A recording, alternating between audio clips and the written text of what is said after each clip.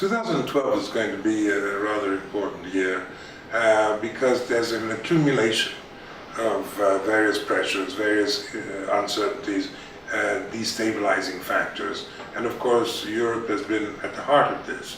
The euro crisis is a matter of global concern, not just of European concern. After all, Europe, the EU, still is the world's largest trading bloc, and even if its growth has not been particularly phenomenal in the course of recent years, it still represents an enormous amount of global demand and global consumption. So if there is a perspective in 2012 of a decrease in European demand, if growth stalls or goes negative, then yes, the consequences are really rather considerable in terms of the amount of trade, in terms of the revenues that will be generated from global trade. Furthermore, is that in an environment where you may envisage a greater degree of unemployment rising because of low growth or because of jobless growth, as is happening in the United States to a certain extent, then the pressures for protectionism become much, much stronger.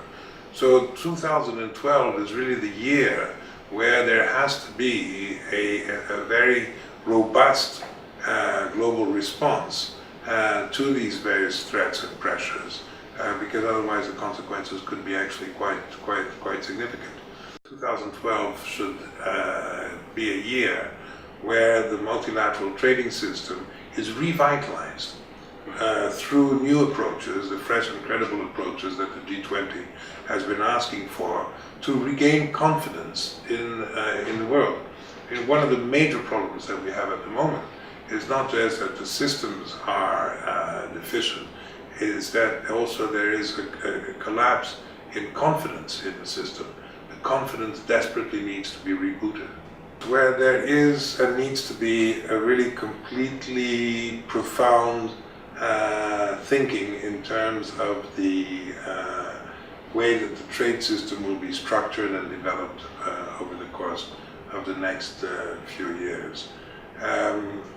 The pre-crisis period saw a tremendous rise in trade, and many more countries engaged in trade, and this was seen as a positive thing, and in many respects it was a positive thing.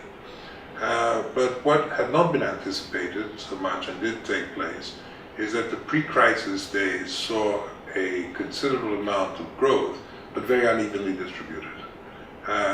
The assumption was that a rising tide lifts all boats, but in fact that was not the case. So what we have seen in the course of the 1990s and 2000s until 2008 was high growth but high inequality. And this has led to considerable social backlashes virtually everywhere. There is an absolute and fundamental need to restore equity, to restore justice, to restore a sense of proper income distribution, or better income distribution. And this, of course, is one of the things that the Fung Global Institute is very much attached to, is that we cannot have globalization if we do not have a globalization that is widely seen as being fair.